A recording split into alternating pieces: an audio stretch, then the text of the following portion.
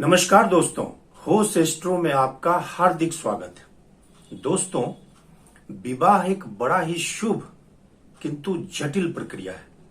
जटिल प्रक्रिया इसलिए है कि एक अच्छा वर और एक अच्छी वधू खोजना आसान काम नहीं है। यदि कोई उस पे ये सलाह दे कि विवाह में जरा यह भी विचार कर लें कि कन्या या वर मांगलिक दोष से युक्त तो नहीं है, कन्या की कुंडली में या वर की कुंडली में मांगलिक दोष तो नहीं है, जरा ये विचार कर लें, फिर उस लड़के से या उस लड़की से हम विवाह करेंगे। तो आप कहेंगे कि यह प्रक्रिया तो और जटिल हो गई। वस्तुतः यह प्रक्रिया जटिल हो ही जाती है और मांगलिक दोष की जहां तक बात है वह एक यथार्थ है और जन्म कुंडली में मांगलिक दोष होता है और विवाह में इसका विचार किया जाना चाहिए। अब जरा ये जान लें कि मांगलिक दोष होता क्या है।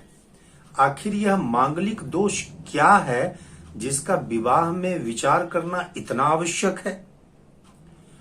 वस्तुतः कई लोगों की यह दृष्टि है, कई लोग जनसाधारण ये समझते हैं कि मंगलवार को जन्म लेने से कोई मांगलिक दोष से युक्त हो जाता है। तो मैं आपको स्पष्ट कर दूं कि मंगलवार को जन्म लेने से मांगलिक दोष का कोई लेना देना नहीं है। वस्तुतः जन्म कुंडली में 12 भाव होते हैं, 12 घर होते हैं, 12 खाने होते हैं और उनमें से 5 घर ऐसा है कि यदि उसमें मंगल की स्थिति है तो वह व्यक्ति, वह विचारणीय व्यक्ति मांगलिक दोष से युक्त हो गया।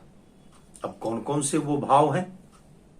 लग्न, चतुर्थ, सप्तम, अष्टम और द्वादश, यानी 1, 4, 7, 8 और 12 कुंडली के 12 घरों में ये 5 घर ऐसे हैं कि आपकी जन्म कुंडली में यदि वहां पर मंगल है तो आप मांगलिक हुए, यानी मांगलिक दोष से युक्त हुए, मंगल दोष से युक्त हुए।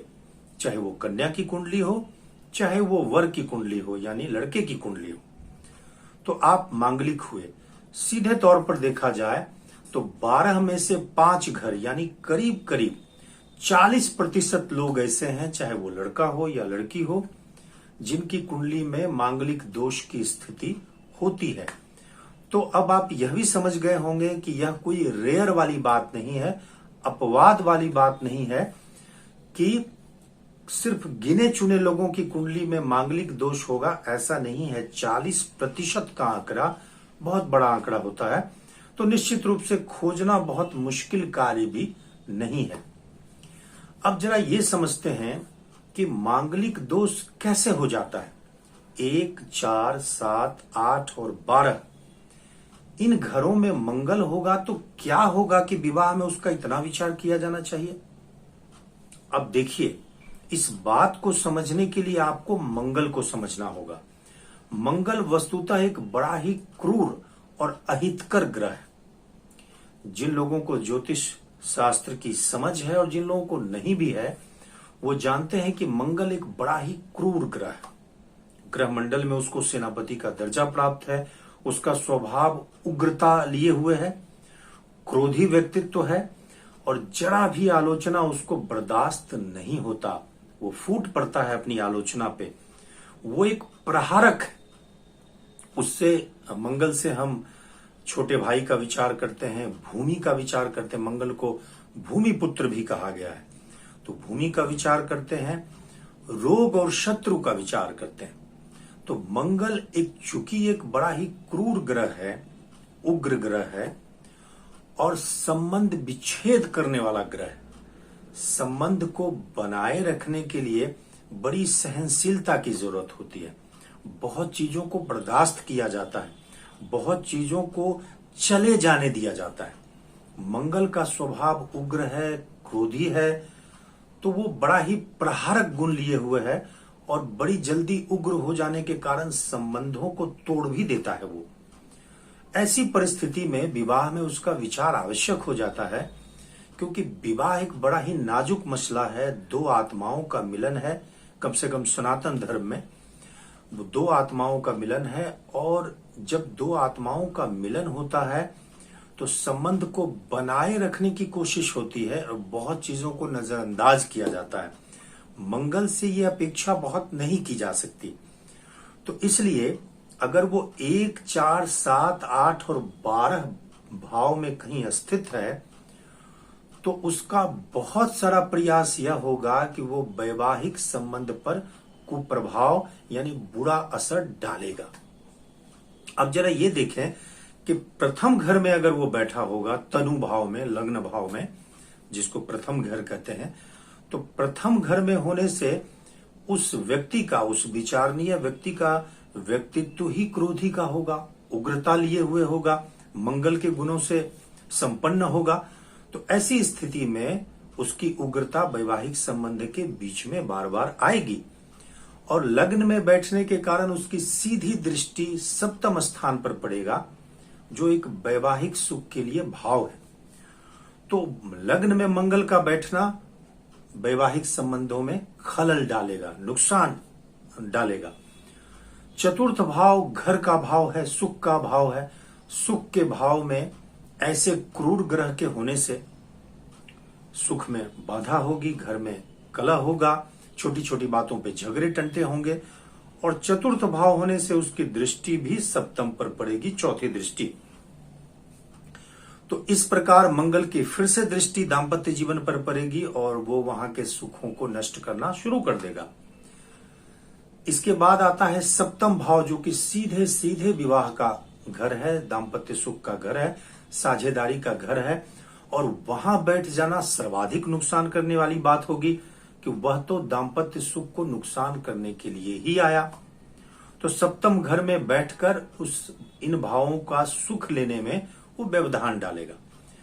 अष्टम भाव में, जो कि विवाह का ही एक विचारणीय भाव है, गुप्त भाव है, अष्टम भाव है, शरीर के कुछ खास भावों, कुछ खास अंगों का प्रतिनिधित्व भी रखता है वो। ऐसे भाव में बैठकर भी मंगल दाम्पत्य सुख में बाधा डालता है। और वो अंतिम भाव यानी द्वादश भाव, वहां भी अगर मंगल बैठता है तो द्वादश भाव तो शैया सुख का ही भाव है, बिस्तर का भाव है, वो बेडरूम का भाव है और वहां मंगल बैठकर इन सुखों में व्यवधान डालेगा। इसके अलावा द्वादश में बैठकर उसकी दृष्टि सप्तम पर भी पड़ेगी, जो कि दाम्पत्य सुख का भाव है। तो इन भावों में 1, 4, 7, 8, 12 इन भावों में जो ही मंगल बैठता है तो अपनी क्रूरता की उपस्थिति लिए अपने क्रूरता को दाम्पत्य सुख में डालता है और वहां पर दिक्कत कर देता है। अब आप ये कहेंगे कि मांगलिक दोष से युक्त अगर किसी की कुंडली है और उससे विवाह किया गया तो ये किस प्रकार सुख में बाधा डालेगा। एक तो मैंने आपको ये कहा कि संबंधों पे असर डालेगा। तो संभव है कि रोज के छोटे मोटे झगड़े टंटे हों, आपसी सामंजस्य में दिक्कत हो। आप कहेंगे यहां तक तो मैं अपनी बौद्धिक क्षमता से संभाल लूंगा, लेकिन नहीं, मंगल बहुत ज्यादा बुरा हो। और बहुत ज्यादा बुरा कब होगा? यदि इन भावों में वह नीच में बैठा हो, नीच राशि में, जो कि कर्क राशि उसकी होती है, नीच की राशि, तो मंगल का कुप्रभाव और बढ़ेगा। यदि पाप युक्त हो, यानी शनि के साथ हो, राहु के साथ हो, पाप युक्त होने से उसका बुरा प्रभाव और भी बढ़ेगा। तो एक स्टेप, एक कदम वो आगे जाएगा तो संबंध विच्छेद कर सकता है, अलगाव की परिस्थिति हो सकता है कि एक कहीं पे है, एक कहीं पे है, या दोनों अलग होना चाहते हैं, बात तलाक तक पहुंच सकती है। और इससे एक कदम और आगे वो दोनों में किसी एक की जान भी ले सकता है, तो एक का अस्थायी तौर पर नुकसान कर देगा। किसी न किसी प्रकार दोनों को अलग करने का और दाम्पत्य सुख में बाधा डालने का वह उपाय मंगल करेगा।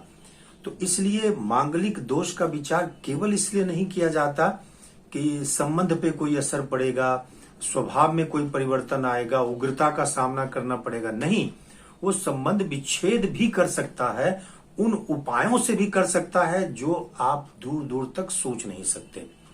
यहां पर प्रसंगवश भगवान राम की कुंडली का विचार करना बड़ा आवश्यक है। कर्क लग्न की उनकी कुंडली में मंगल उच्च का होकर सप्तम स्थान में बैठा है। अभी अभी हमने आपको बताया कि सप्तम स्थान पे मंगल हो, हालांकि वहां मंगल उच्च का है, तो उसकी मैंने आपको बताया कि नीच राशि में हो तो उसका कुप्रभाव बढ़ता है। यहां वो मंगल उच्च राशि में है, कुप्रभाव कम है। कर्क लग्न में उच्च का बृहस्पति भी बैठा है जो सप्तम स्थान को देख रहा है, तो मंगल के कुप्रभाव को और भी कम किया। तथापि भगवान राम और सीता के जीवन में विस्थापक शक्तियों को देखा गया। दोनों को दाम्पत्य सुख में बार बार व्यवधान का सामना करना पड़ा। आप देख सकते हैं कि सीता का वन में हरण ही हो गया और वहां से भगवान राम उनको अपने घर लाते हैं, तो फिर प्रजा के कहने पर सीता निष्कासन की परिस्थिति आ जाती है। यानी बार बार दोनों में अपार प्रेम होने के बाद भी संबंध विच्छेद की स्थिति आती है, अलगाव की स्थिति आती है। यहां पर आपको ये बताना बहुत जरूरी है कि एक सामान्य व्यक्ति का भगवान से तुलना नहीं किया जा सकता। क्यों? क्योंकि हमारे और आपके जीवन पर ग्रहों का सीधा प्रभाव है। ये कोई चुनाव की बात नहीं है, हमने चुना नहीं है, हम पर वो प्रभाव थोपा गया है। आप चाहें न चाहें आपको वो झेलना पड़ेगा। लेकिन भगवान जब अवतार लेते हैं तो वो उनका चुनाव होता है, उनके लिए एक मिशन होता है, उनका एक उद्देश्य होता है। तो वो ग्रह परिस्थितियों को चुनते हैं कि मुझे किस ग्रह परिस्थिति में जन्म लेना है ताकि मुझे ऐसी लीला करनी होगी। गोस्वामी जी रामचरितमानस में कहते भी हैं कि भगवान राम ने कहा कि सुनहु प्रिया व्रत रुचिर सुशीला, मैं कछु करब ललित नर लीला। हे प्रिय, मैं अब कुछ ललित नर लीला करने वाला हूं। तो भगवान की बात छोड़ दें, लेकिन जहां तक कुंडली की बात है तो सप्तम भाव में वहां पे उच्च का मंगल रहा और मंगल ने दाम्पत्य सुख में गाहे वगाहे जब तब दिक्कत डालने की कोशिश की। प्रसंगवश हमने आपको यह भी बताया कि भगवान राम की कुंडली में मंगल पर गुरु की दृष्टि है। तो यानी अगर आपकी कुंडली में इन भावों में मंगल है, आप मांगलिक दोष से युक्त हैं, तो भी यदि बृहस्पति जैसे ग्रह का दृष्टि वहां पे पड़ जाता है मंगल पर, तो उसके कुप्रभाव कम हो जाते हैं। और शुभ परिस्थितियां भी होती हैं तो उनका कुप्रभाव कम होता है। तथापि मांगलिक दोष से युक्त आपको कहा ही जाएगा। कुछ लोगों का यहां पर यह भी प्रश्न होता है कि यह प्रभाव कब तक होता है? क्या ये एक टाइम बीइंग समय है? क्या ये कुछ काल की बात है कि इस काल में ही उसका प्रभाव पड़ेगा? नहीं, यह आजीवन प्रभाव डालता है। मांगलिक दोष आजीवन प्रभाव डालता है, किंतु 28 वर्ष तक मंगल अपनी तीव्रता के साथ प्रभाव डालता है। 28 वर्ष के बाद उसकी तीव्रता थोड़ी कम जरूर हो जाती है। तो आपने ये जाना कि मांगलिक दोष से युक्त अगर कोई व्यक्ति है तो किस प्रकार उसके वैवाहिक सुख को छिन्न भिन्न करने की कोशिश मंगल के द्वारा होती है। तो अब आप यह भी जान गए कि क्यों विवाह में मंगल दोष का, मांगलिक दोष का इतना विचार होता है। अब एक प्रश्न यह उठता है कि कई लोग कुंडली नहीं मिलाते, विवाह हो जाता है, तो इस दोष का निराकरण क्या है?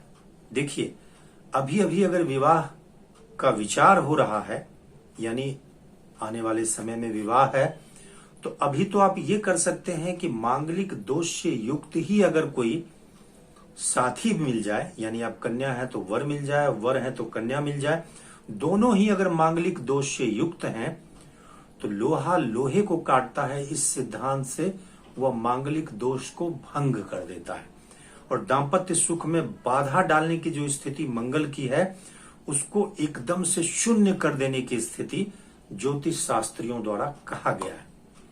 विवाह हो गया है, मेलापक नहीं हुआ, तो अब क्या कर सकते हैं आप? उपाय अब भी है। कई लोग इस संबंध में आपने सुना होगा कि वो पेड़ से विवाह करते हैं, घट विवाह करते हैं, विष्णु विवाह करते हैं, शालिग्राम को रखकर यह विवाह को संपन्न करते हैं। ये सारे शास्त्रीय उपाय हैं। पेड़ से विवाह की वकालत तो मैं नहीं करूंगा, लेकिन घट विवाह एक शास्त्रीय उपाय है।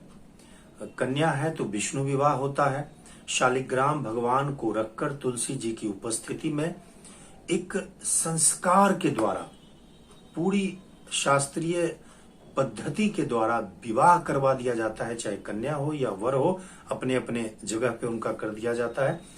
और मंडप पे विवाह से पूर्व भी कर दिया जाता है। ऐसे कई विधान हैं।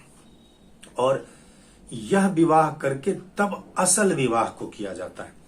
प्रयोजन यह होता है कि ये दो विवाह होने से यह दोष नष्ट हो जाता है। यानी कि मंगल का जो कुप्रभाव है, वो प्रथम उपाय जो आप कर रहे हैं, विवाह कर देने वाला, एक नकली विवाह कर देने वाला, उस पे असर डालकर उसको वो खत्म कर देता है। और फिर जब असल विवाह आप करते हैं तो वहां उसका प्रभाव नहीं होता, कम होता, ऐसा शास्त्रों का मत है।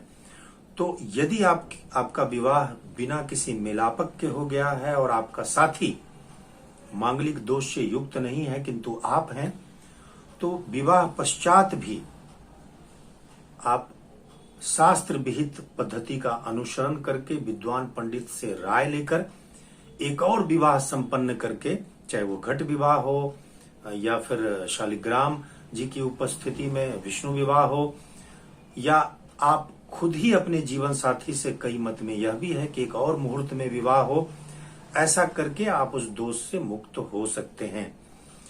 किंतु ध्यान रहे कि वो शास्त्रीय पद्धति के द्वारा हो। और साथ में निवेदन यह भी है कि यह भी ध्यान रहे कि इस चैनल को जल्दी से आप सब्सक्राइब करें, लाइक करें, अपने इष्ट मित्रों में शेयर करें अधिक से अधिक। एक अच्छी जानकारी बिना किसी लाग लपेट के और शास्त्रीय तरीके से मैं आपके सामने लाता हूं, तो इसको अधिक से अधिक प्रसारित करें। आज आपने मांगलिक दोष के बारे में एक बड़े ही शास्त्रीय तरीके से चीजों को जाना।